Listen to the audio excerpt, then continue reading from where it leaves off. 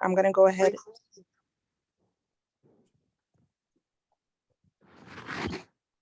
Welcome, everyone. We're going to give everybody just a moment to get in and get situated.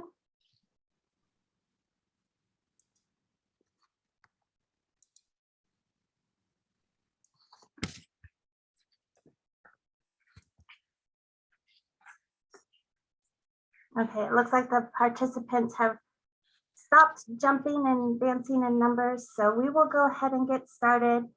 Again, welcome everyone to our joint virtual press conference in support of Assembly Bill 2806. As we proceed through today's press conference, we will be dropping links in the chat to a virtual media kit and encourage you to drop your questions into the Q&A, as that will be monitored. We will go through with our speakers, and then at the end, we will go ahead and take the time for the question and answer session. So with that, I say good morning, and I turn it over to Assembly Member Rubio. Thank you, Kelly. Hello, everyone. My name is Assemblywoman Blanca Rubio. I represent the 48th Assembly District, which is in the East San Gabriel, LA County in Southern California. And I appreciate you joining us today to discuss our measure AB 2806. This bill is a critical piece of legislation that prevents exclusionary policies from disproportionately harming our young learners. For several years now, it has been a priority of mine to ensure that our youngest students receive a high quality and equitable education.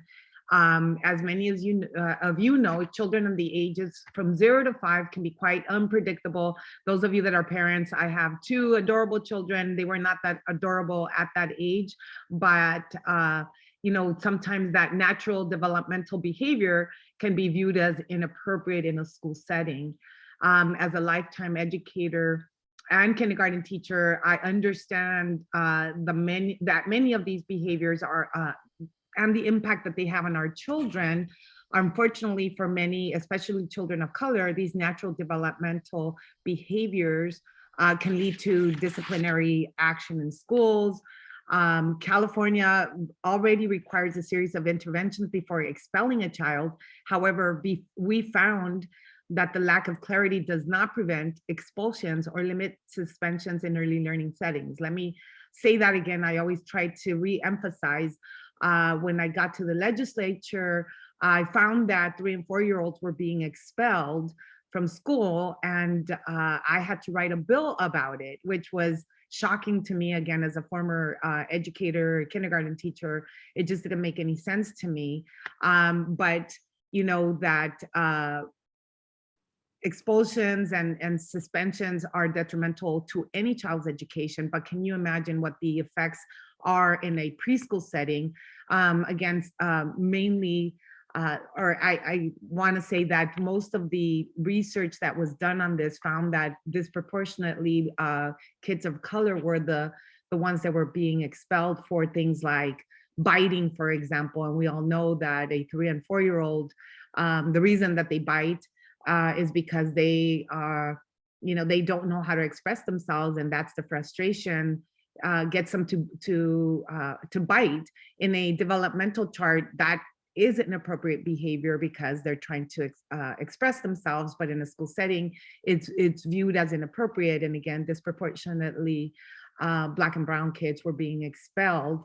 But you know, we all know that the science already shows the impacts of these suspensions and expulsions have that detrimental effect, especially at this age. And for us to truly address educational inequities in California, the issue must be approached, you know, in a systematic manner. And AB 2806 would finally end the practice of suspending, expelling children 0 to 5 years old, and ensuring that we stop leaving our youth behind. As a kindergarten teacher, I can also tell you that teachers and parents, quite frankly, kids unfortunately don't come with directions. And for a teacher, we are not trained to address issues that affect kids, such as, trauma, things that are going on at home, or any, again, developmental issues that, for me as a teacher, my job was to teach the curriculum, have empathy, and make sure that we were addressing these issues. However, that's where the training stopped. But this measure also addresses critical topic which educators themselves cannot resolve. So the bill would ensure that educators have mental health access for the children. First for the children, second for the family members, but most importantly, in my area, for educators as well. Again, we were not taught in our education classrooms how to address some of these issues, and my hope is that the bill addresses some of these issues so that teachers, caregivers can proactively recognize behaviors and appropriately respond to them. While there are many challenges our children face with our education system, AB 2806 cuts at the root of the cause and educational development interruption, and addresses critical barriers faced by many disadvantaged youth. Today, we're joined by several individuals and organizations that have led the efforts in eradicating these detrimental practices for our youngest learners. I'm proud to stand with this coalition and continue advocating for better outcomes for children in California. We all call our, again, as an educator, we all call our students our kids, and truly as an assembly member and a representative, not just of the 48th Assembly District, but a representative of California, these are truly our children. And we need to identify root causes for their issues, address the issues, and help the teachers be more understanding of the social behaviors, and be able to help the families move forward so that the practice of suspending children stops and don't continue traumatizing and really disenfranchising those young learners, and so that they can have a fair shot at this amazing educational system that we're trying to create, and really the opportunities that we're trying to give these learners so that they can become really good contributors to our society and to California. So again, thank you for being here today, and I appreciate all of your support. I hope to join all of you next time in person, if we have an opportunity to be able to talk about, hopefully in a year, about the amazing job that we did on this bill and the amazing partnerships that came out of this coalition. So thank you again.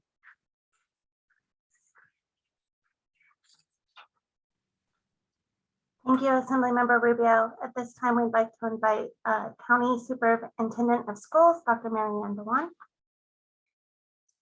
Thank you so much, Assemblymember Rubio, for your leadership and your commitment to equity and really advancing the types of policies that will improve the lives of all of the children in Santa Clara County and throughout the state of California. It's just really an honor to be a part of this coalition and to help lead this work, driven by your vision here as well. I am Dr. Mary Ann Dewan. I'm the County Superintendent of Schools in Santa Clara County. Research shows that children's early experiences, their environments, the relationships that they develop, shape how their brains develop as well. And these early experiences make a significant difference in terms of the children's readiness for kindergarten and school, and impacts their learning throughout their entire educational career. When children are excluded from early learning environments, preschool or childcare settings, they miss out on the opportunity to develop key social, emotional, and academic skills. And research has shown that 90% of children's brains develop by the time they turn 5. And engaging students at such a young age is really essential in establishing the habits that are also necessary for school success. And that's why it's so critical for children to have high quality early care and education during those first 5 years of life. The benefits of high quality childcare, early care, and education last a lifetime. National data indicates, however, that children are expelled, suspended, and counseled out of early learning and childcare programs at much higher rates than in K-12 education. African American, Black, and Hispanic Latino children, students of color, especially boys, are disproportionately impacted by this practice. This begins in preschool and persists throughout their educational journey. Assembly Bill 2806 builds equitable learning environments for all students and eliminates exclusionary practices that contributed to inequitable student outcomes. Children who participate in high-quality early learning are more likely to be proficient readers by the end of third grade. California spends billions of dollars a year to subsidize early learning and childcare programs. Expulsions and suspensions should not be an option for children in subsidized early learning settings.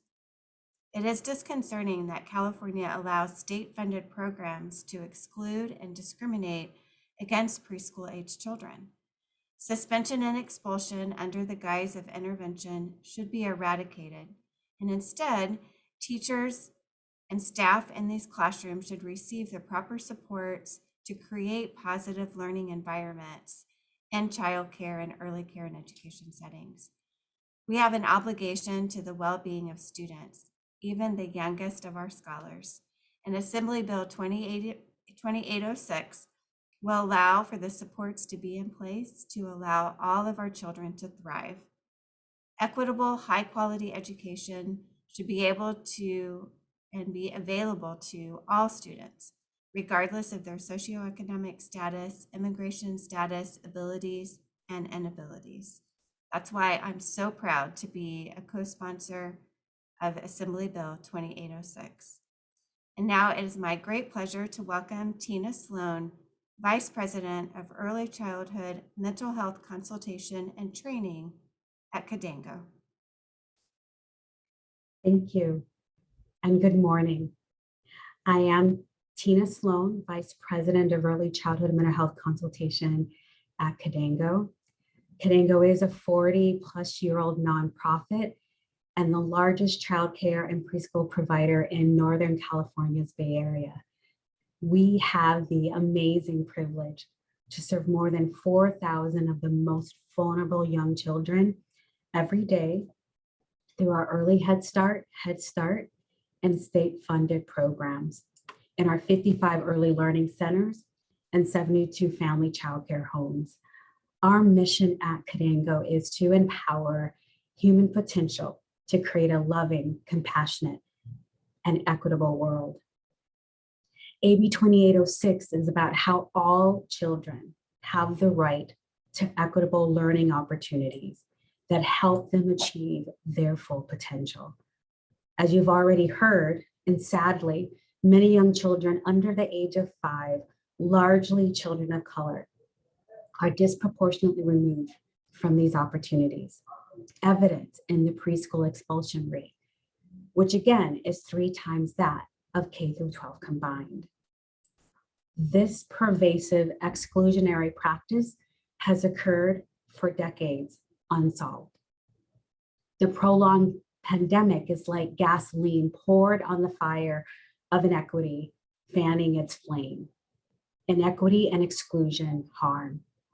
Untethered adversity harms. There must be a reckoning that this problem will only get worse, affecting more and more vulnerable children and families. Failure to respond, intervene, and protect now will come at a huge cost to kids and society. With AB 2806, there is an opportunity before us to advance educational equity, fundamental principles of fairness and justice, and to uphold full conclusion. AB 2806 puts forward a critical component to a much needed solution. That critical component is early childhood mental health consultation. Early childhood mental health consultation is designed to address the multi-layered factors that are at the root of the pervasive challenges. Consultation engages in a process that simultaneously engages with all levels across the learning setting. ECE leadership, the program as a whole, teachers, children, and family. Consultation generates tailored responses to the complex challenges, identifies inequitable treatment, disrupts harmful practices and conditions, and instead propels the implementation of mental health promoting inclusive practices that benefits all. AB 2806 establishes the education, supervision, and ongoing professional development the consultant workforce requires to be effective at addressing the complex challenges and to be competent at facilitating transformational results. There is no question that early childhood mental health consultation must move from being optional to essential across ECE. My question to us all today is, if not now, when? Our young children, families, and early educators and providers deserve and desperately need support, care, and resources at this momentous time. When accessible, fully utilized, and delivered by a skilled, competent workforce, early childhood mental health consultation is a catalyst for change. It brings a significant contribution to the early learning and care ecosystem and its ability to truly actualize the key values of equity and quality, enhancing the well-being of all. AB 2806 is a critical piece of legislation for the state of California, our teachers, our families, and most of all, for all of our children. Thank you. Thank you, Tina. At this time, we would like to invite founding member of Black Men for Educational Equity, Kahim Jackson. Good morning. Thank you. My name is Kai Jackson with Black Men for Educational Equity, which is a group that is focused on rolling back, mitigating, and preventing systemic inequities in the education system.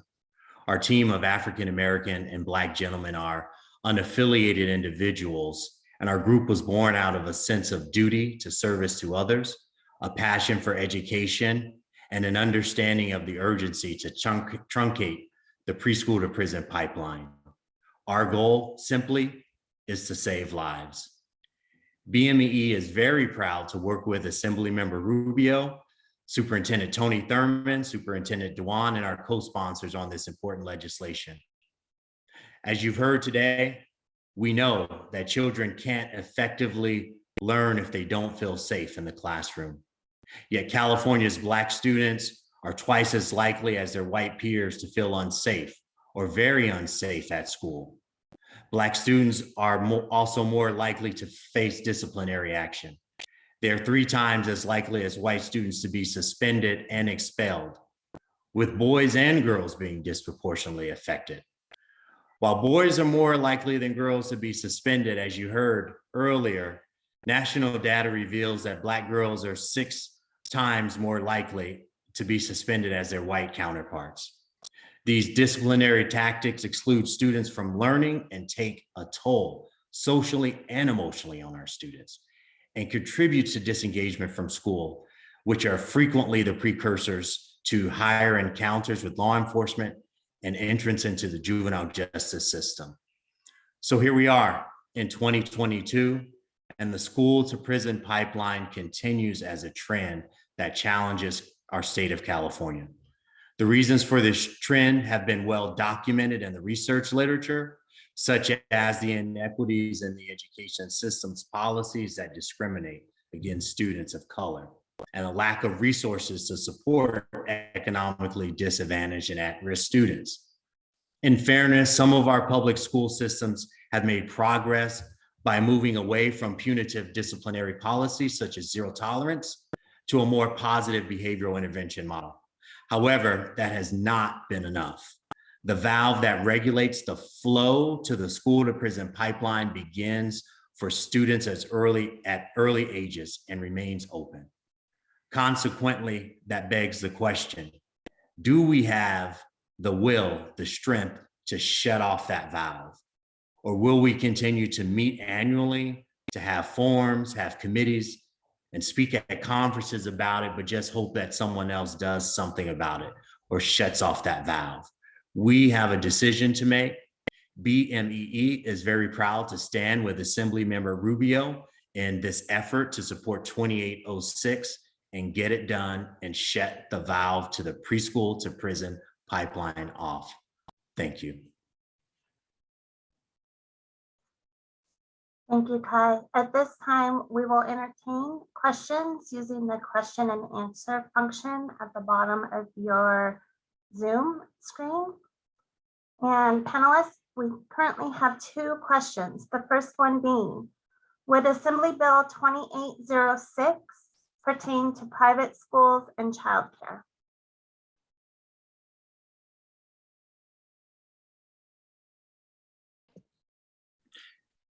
If okay, well, the intent right now is we don't have private schools included in this bill, but the state, any school that receives state funding is included in here. Thank you. The second question, does the bill include a funding proposal to train educators and child care providers on mental health consultation? The bill currently, we're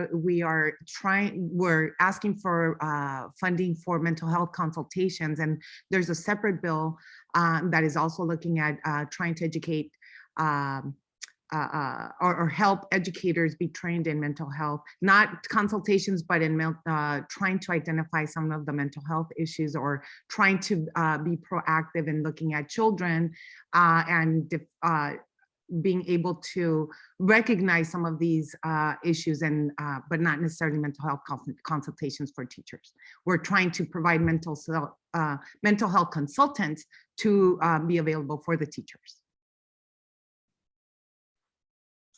Thank you. We will give it just 1 more minute to see if any other questions come in.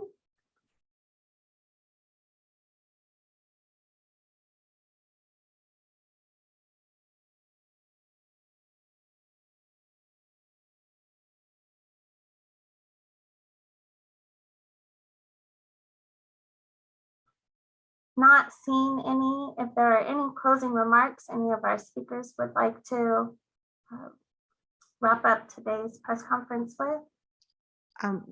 Assemblymember Rubio here again. Thank you so much for your help. I'll make sure that we send out all of the details on specifically the bill to all of you. And if there's any other questions, please feel free to reach out to my office. We will do everything possible to make sure that we work together and get this through. Again, I want to thank the coalition for your help.